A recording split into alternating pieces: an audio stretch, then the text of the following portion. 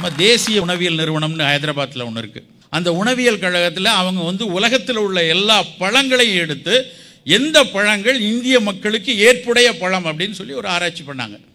அவங்க உலகத்திலேருந்து ஸ்ட்ராபெரி எடுத்தாங்க, இந்த ஊரில் இருந்து ரோஸ்பெரி, எல்லா பழங்களையும் வைத்து கொண்டு எந்த பழம் மிகச்சிறந்த ஒரு ப்ரோஆக்டிவ் தன்மை இருக்குது, எதில் ஹை கலோரி இருக்குது, எதில் நிறைய விட்டமின்கள் மினரல்கள் எல்லாம் சினர்ஜிக்காக பொதிந்து இருக்குது அப்படிலாம் பார்த்து ஒரு பழத்துக்கு முதலிடம் கொடுத்தார்கள். எந்த பழம் தெரியுமா? கொய்யாப்பழம். அதுவும் சிவப்பு கொய்யாப்பழம். இன்னைக்கு வரைக்கும் பழக்கடையில் கொய்யாப்பழம் வந்து அலங்காரப்பட்டு எங்கேயும் உட்கார்ந்துருக்காது, அது கூறு போட்டு வெளியே தான் போட்டு வச்சுருப்பான். ஆனால் அந்த சிவப்பு கொய்யாப்பழத்தில் அவ்வளவு சத்து நிறைஞ்சிருக்கு. ஆனால் நாம் அதுக்கு என்ன மரியாதை கொடுக்குறோம் தெரியுமா? போடாங்கொய்யா. ஆனால் அது வந்து ஒரு அவமான சின்னமாக பார்க்கப்படுது. நண்பர்களே, நாம் மறந்து போன, இழந்து போன, தொலைந்து போன எத்தனையோ உணவுகள் ஒவ்வொன்றும் நம் உடலுக்கு உறுதி தரக்கூடியது.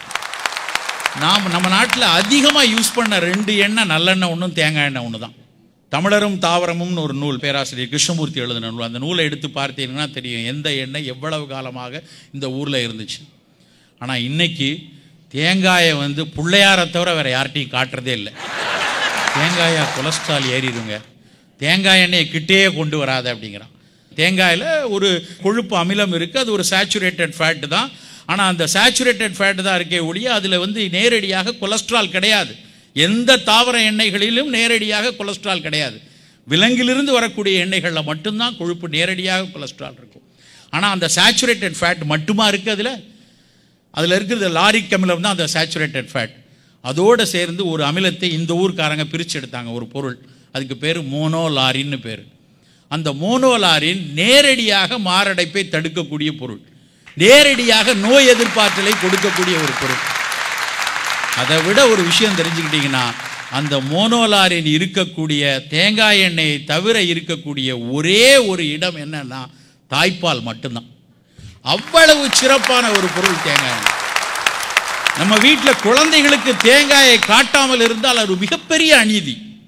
நம்ம வீட்டில் பெரியவங்க இருக்காங்க, ஒரு வேளை கெட்ட கொழுப்பு மிக அதிகமாக இருக்குது, அவர் ஒரு செடன்டரி லைஃப்லேயே இருந்து கொண்டு இருக்கிறார், அவருக்கு கண்டிப்பாக கொழுப்பு உணவுகள் குறைவாகத்தான் கொடுக்கப்பட வேண்டும் என்பதில் எந்த மாற்று கருத்தும் இல்லை. அவருக்கு நம்ம வந்து தேங்காய் எண்ணெயில் பொரித்து சீடை கொடுக்க வேண்டாம். ஆனால் வீட்டில் இருக்க குழந்தைகளுக்கு அந்த தேங்காயில் சட்னி அரைச்சி கொடுத்தாலோ இல்லை தேங்காய் பூவை நம்ம காய்கறிகளில் தூவி கொடுத்தால் மட்டும்தான் நோய் எதிர்ப்பாற்றல் மிக அதிகமாக இருக்கும். நண்பர்களே, உங்களில் நிறைய பேருக்கு தெரிஞ்சிருக்கும், இந்த ஊரில் நிறைய அட்டோபிக் டெர்மடைட்டிஸ்னு வரும். குழந்தைகளுக்கு பிறந்தவுடன் அதிலிருந்து ஒரு 4-5 வயதுக்குள்ள குறிப்பாக ஏஷியன் ஜீன் உள்ள, இந்தியன் ஜீன் உள்ள சைல்டு இங்கே அமெரிக்கன் பார்ன் சைல்டில் நிறைய பேருக்கு இருக்குது. அவர்களுக்கெல்லாம் வர்றது வந்து அந்த ஒவ்வாமையினால் வரக்கூடிய ஒரு அரிப்பு. அதற்கு அந்த நோய் எதிர்ப்பாற்றலை சீர் செய்வதற்கு தேங்காய் சட்னியும் தேங்காய் பாலும் போதும். அவ்வளவு சிறப்பான உணவு. ஆனால் அந்த உணவெல்லாம் விட்டுட்டு நாம் எங்கே போய் நிற்கும் தெரியுமா? பீஸா, பர்கர், அப்படியே இந்த டெம்பரோ மேண்டிபுலார் ஜாயிண்ட் உடஞ்சி போனாலும் போயிடும். வாயை இவ்வளவு தூரம் பொளந்து அந்த பஜ்ஜியை அந்த இதை எடுத்து சாப்பிட்றாங்க. உணவுக்கு ஒரு இலக்கணம் சொல்லியிருக்காங்க. அந்த உணவு எப்படி, உணவு எதனால் செய்யப்பட்டுள்ளது, அதில் என்னென்ன கலந்திருக்கு, எப்படி பயிராக்கப்பட்டு வருது, எப்படி பக்குவப்படுத்தப்பட்டு வருகிறது, எப்படியெல்லாம் பாதுகாக்கப்பட்டு வருகிறது, எப்படி பரிமாறப்படுகிறதுங்கிற வரைக்கும் இருந்தால் தான் அதுக்கு பேர் உணவு. அந்த உணவு என்பது வெறும் பசிக்காகவோ ருசிக்காகவோ மட்டும் இல்லை, அதையும் தாண்டி உடல் நலத்திற்கு ஏதாவது ஒரு வகையில் நல்லது செய்தா இருக்கணும் அப்படின்னு சொல்லி தான் அத்தனை சித்த மருத்துவமும் ஆயுர்வேத மருத்துவமும் தமிழர்களுடைய அத்தனை பாரம்பரிய நூட்களும் சொல்லிட்டு வருது. இதைத்தான் 1985 ஜப்பானிய விஞ்ஞானிகள் வந்து சொன்னான். ஃபுட்டுன்னா அது வந்து it should not yield only calories, it should not give only protein, vitamins, இதெல்லாம் இருக்கக்கூடாது. It should have some proactive action, it should have some preventive action அப்படியெல்லாம் சொல்லி அந்த உணவுக்கு பேர் ஃபங்க்ஷனல் ஃபுட் அப்படின்னு ஒரு வார்த்தையை கொண்டு வராங்க. நம்ம ரொம்ப எளிதாக நம் தமிழர்கள் சொல்லியிருக்காங்க, உணவே மருந்து, மருந்தே உணவு. எவ்வளவு ஒரு தீர்க்கமான சிந்தனை உள்ள ஒரு சமூகமாக நாம் இருந்திருக்கிறோம். நண்பர்களே, நாம் ஒவ்வொரு அந்த சிறு சிறு தானியங்களாக இருக்கட்டும், எண்ணெய்களாக இருக்கட்டும், நம்மளுடைய பாரம்பரிய சமையல் பக்குவமாக இருக்கட்டும், ஒவ்வொன்றுக்கு பின்னாடியும் அறிவியல் ஒளிந்து கொண்டிருக்கிறது.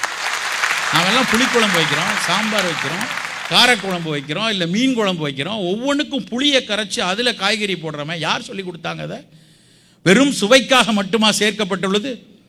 நேஷனல் இன்ஸ்டிடியூட் ஆஃப் நியூட்ரிஷன் சமீபத்தில் ஒரு புத்தகம் வெளியிட்டிருக்காங்க. புளி கரைசலில் காய்கறிகளை வேக வைத்தால் மட்டும்தான் காய்கறிகளினுடைய சத்து அதிகமாக வீணாகாதுன்னு யார் சொல்லி கொடுத்தாங்க இந்த அறிவியலை? நான் கடந்த 2-3 ஆண்டுகளுக்கு முன்னாடி இங்கே கிளீவ்லாண்டில் ஒரு சொசைட்டி ஆஃப் இன்டகிரேட்டிவ் ஆங்காலஜின்னு ஒரு கான்ஃபரன்ஸ், அதுக்காக வந்திருந்தேன். அங்கே ஒரு அறிஞர் பேசுகிறாரு, இந்தியாவில் மட்டும்தான் கோலன் கேன்சரில் ஒரு பர்டிகுலர் வெரைட்டி கேன்சர் வராது, அந்த இருக்க ஜீனுக்கு மட்டும் வராது. ஏன் தெரியுமா அப்படின்னு கேட்குறாரு. ஏன்னா இங்கே இருக்கிற மக்கள் அன்றாடம் நாம் சமையலில் சேர்க்கக்கூடிய மஞ்சள், அந்த மஞ்சள் கிட்டத்தட்ட 260 வகையில் புற்றுநோய் வருகையை தடுக்கிறதுன்னு கண்டுபிடிச்சிருக்காங்க. மிளகாவற்றல் எங்கெல்லாம் சேர்க்கிறோமோ அங்கெல்லாம் மஞ்சப்பொடி சேர்ந்துருக்கு. ஆனால் மிளகாவற்றல் ஒரு சில நேரத்தில் அந்த மிளகாவத்தில் தனியாக சாப்பிட்டோம்னா புற்றுநோய் வருவதற்கான வாய்ப்பு இருக்குது. ஆனால் அந்த மிளகாவத்தலோட மஞ்சள் சேரும் பொழுது அந்த புற்றுநோயின் வருகையை குறைக்கிறதுன்னு இன்றைக்கி அறிவியல் பூர்வமாக ப்ரூவ் பண்ணியிருக்காங்க. ஆனால் நாம் என்ன பண்ணுறோம் தெரியுமா? அங்கே ஊரில் இங்கே எப்படின்னு தெரியல, பீஸா ஆர்டர் பண்ணி அதுக்கு மேலே மிளகாவத்தில் தனியாக பொடி பண்ணி தூவுறான். அந்த மிளகாவத்தல் கீழே உள்ளதில் ஏதாவது உனக்கு நடக்காமல் போனாலும் மேலே நான் தூவுறேன், அதில் மொத்தமாக போய் சேர்ந்துரு அப்படின்னு. அவசியமாக நமக்கு என்ன தேய்க்கிறோம், என்ன தடவுறோம், எதெல்லாம் போட்டிருக்கோம். ஒருத்தர் வந்து சொன்னார், சார் அதில் என்ன சார் மேலே நிறைய ஆலிவ்ஸ் போட்டிருக்காங்க, மெக்சிகன் பெப்பர் இருக்குது, எவ்வளோ பெப்பர் இருக்குது, எவ்வளோ நல்ல நியூட்ரிஷியஸ் பீஸாலாம் வந்திருக்கு, உங்களுக்கு தெரியாதா அப்படின்னாரு. எங்கள் ஆயா ஒரு பீஸா செய்வாங்க, தோசை மாவு சுட்டு அதுக்கு மேலே நிறைய வெங்காயம் போட்டு வீட்டில் இருக்கக்கூடிய பீன்ஸு கேரட் எல்லாத்தையும் அறுத்து அது மேலே போடுவாங்க. அதை விட பெஸ்ட்டான பீஸா ஒன்று இருக்குமா? அது நம்ம ஊரில் அதுக்கு பேர் ஆனியன் ஊத்தப்பம் அப்படின்னு வச்சுருக்காங்க. அதில் யூஸ் பண்ண அந்த மாவு எங்கேயும் புளிக்க வைக்கிறதுக்காக பிரத்யோகமாக கெமிக்கல் போட்டு மேலே உப்புறதுக்கு இன்றைக்கி பீஸாவுக்கான பேஸ் செய்கிறாங்களே உப்பு வைக்கிறதுக்கு, அது மாதிரி யாராவது கோதுமை மாவில் பொட்டாசியம்லாம் போட்டு கெமிக்கல்லாம் போட்டால் உப்பு வைக்கிறோம். ஆனால் அந்த ஊத்தப்பமும் அந்த காய்கறிகள் போட்டு சுடக்கூடிய தோசை எந்த வகையிலையும் நம்ம கெடுதல் பண்ணாது. ஆனால் இந்த ஜந்து ஒன்று கீழே இருந்து கெடுக்கும், இல்லை மேலே போடுற மிளகாவத்தல் மூலமாக கெடுக்கும். இப்படி பல்வேறு உணவுகள் அன்றாடம் இன்னைக்கு வரக்கூடிய உணவுகள் நம்மை தொடர்ந்து நாம் உணவை தின்கிறோமா அல்லது உணவு நம்மை தின்கிறதா என்கிற அளவுக்கு மோசமாக போய்கொண்டிருக்கிறது. பாரம்பரிய உணவுகள் மட்டும்தான் பாதுகாப்பானதாக இருக்கும். நான் அதற்காக அத்தனை பழைய விஷயங்களும் அப்படியே ஏற்றுக்கொள்ள வேண்டும் என்று சொல்லலை. கொஞ்சம் அறிவியல் கண்களை வைத்து உற்று பார்ப்போம். புதுசாக வர்றதெல்லாம் மட்டும், பெரிய தொழில்நுட்பத்தால் வர்றதெல்லாம் மட்டும் மிகச்சிறந்தது நினைக்க வேண்டாம்.